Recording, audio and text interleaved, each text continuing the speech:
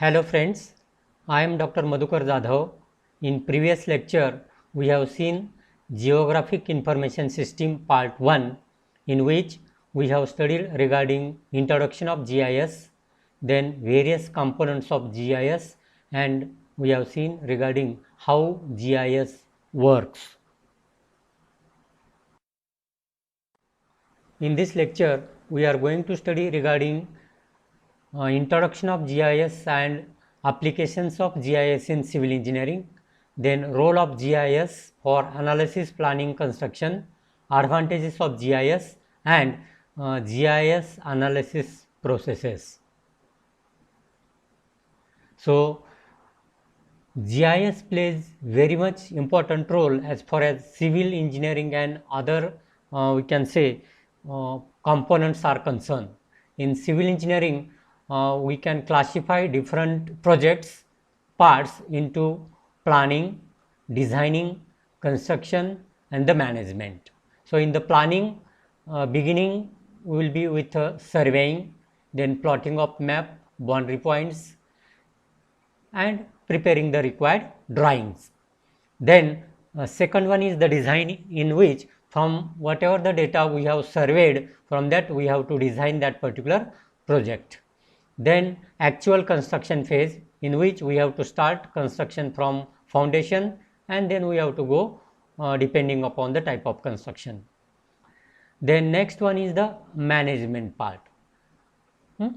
Means after construction, the operational data management, then monitoring and maintenance of that particular structure, and say this is the final structure which we have built.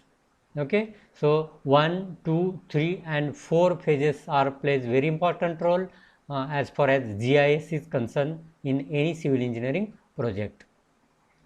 Next one, GIS and civil engineering. An advanced information system like GIS plays a vital role and serves as a complete platform in every phase of infrastructure life cycle.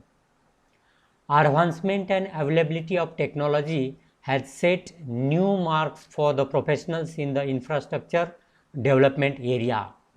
Now, more and more professionals are using or taking the help of these technologies, smart and improved information system like GIS for infrastructure development.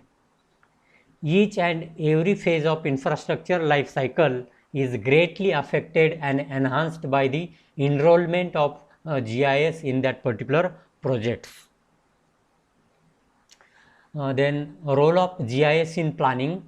In planning, its major contribution is to give us with an organized set of data which can help professionals to combat complex scenarios relating to the selection of site, environmental impact, study of ecosystem, managing risk regarding the use of natural resources, sustainability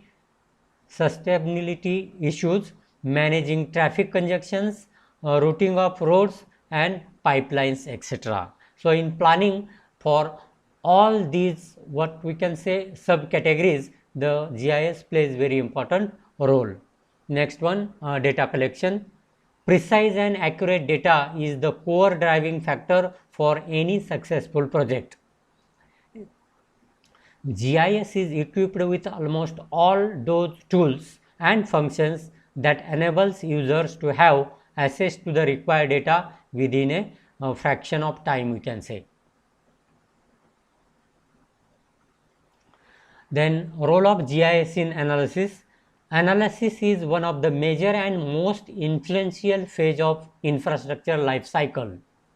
Analysis guides us about the validity or we can say correctness of design, or we can say that analysis is a method which supports our design. Some of the analysis that can be performed by using GIS are water distribution analysis. We are supplying the water to the towns, so proper distribution analysis is done for good distribution of water. Then traffic management analysis. So, for proper management of traffic and to avoid the congestion in a particular area, the GIS plays important role. Then soil analysis means different types of soils and all these things, properties of soils. Then site feasibility analysis means for a particular project whether that particular site is feasible or not, that analysis can be done by GIS.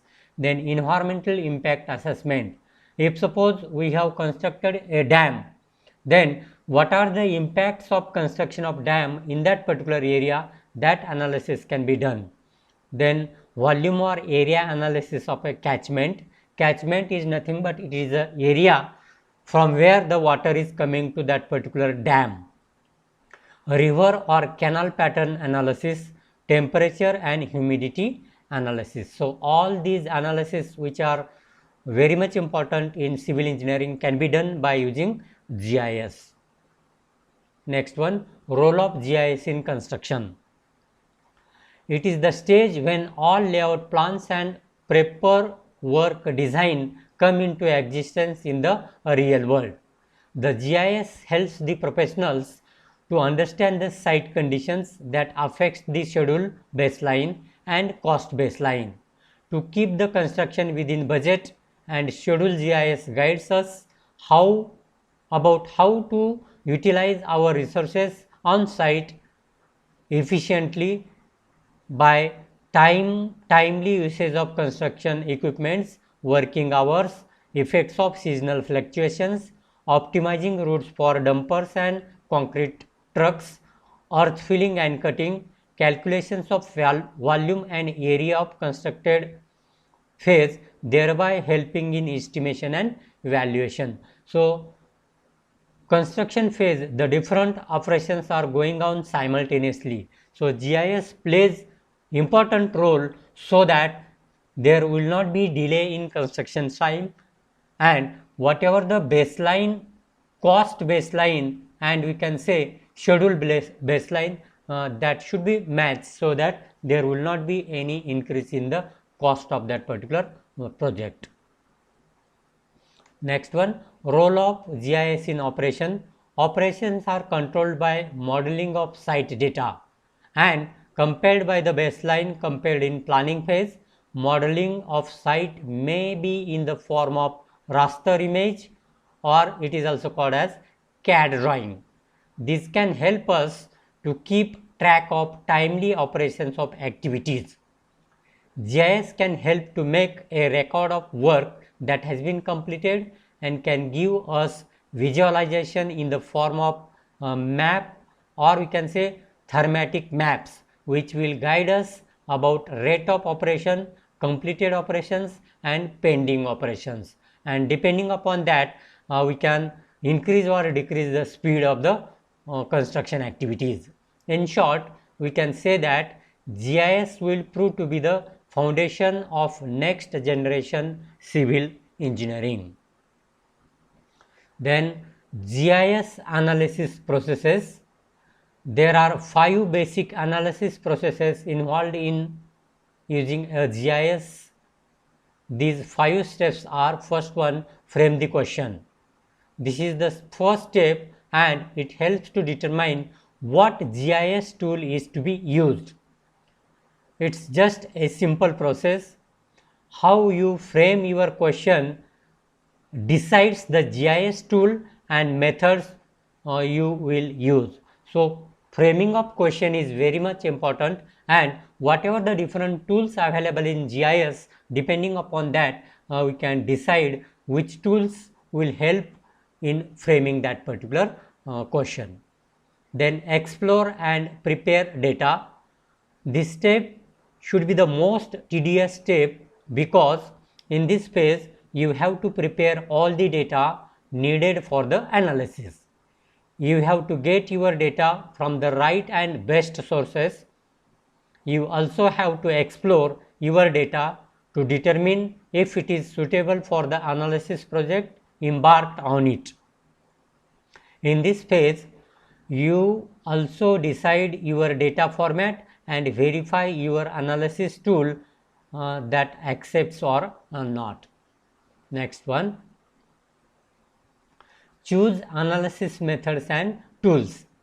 This has to depend upon the frame of the question as said before, the frame of the question will determine which tool we have to use for that particular we can say analysis. Then perform the analysis. To do this, you create a model and run different scenarios by using that particular model. Examine the result. This is the process of checking the results for accuracy which we have prepared from the analysis. GIS is said to be foundation of next generation civil engineering, and it is the driving force for the development of all sectors. Next one, advantages of GIS. Traditionally, before the advent of GIS, engineering drawing and project plans containing information are passed along from one engineer to the other, an engineer to his client or to the government agencies. Before you can get access to a particular data, you would have to go through the stress of checking different places, but with a GIS, authorized user can access data on a database from where with a ease. GIS helps the engineer in saving money, as the engineer no longer have to acquire tools to store data in hard copies and also building storage houses. All the engineers has to do now is to log into database to get a particular data required for the activity which he is performing. Hence, before GIS, if suppose architect prepares the drawing of different, or architect prepares the different drawings, maybe say layout plan, foundation plan, then actual plan of that particular project, then we can say design plan for the different types of footings, columns, beams and all these things, and all the plans are given to the we can say client, then client to the engineer, then that main engineer to the site engineer, and then whatever that site engineer is there, he has to go through all the plans. But as far as GIS is concerned, now firstly foundation plan is required, so site engineer can refer that particular plan, and from that he can go for the layout of the plan, and he has to just log on to this desktop or we can say computer, he will get the plan ready, and with that plan he can go for the we can say line out of that particular project. So it is very easy, and we can say time saving technique, that is the GIS technique. Okay, so this is all about the GIS and its uses, its advantages and its components. So this much is the sufficient in this lecture. Thank you.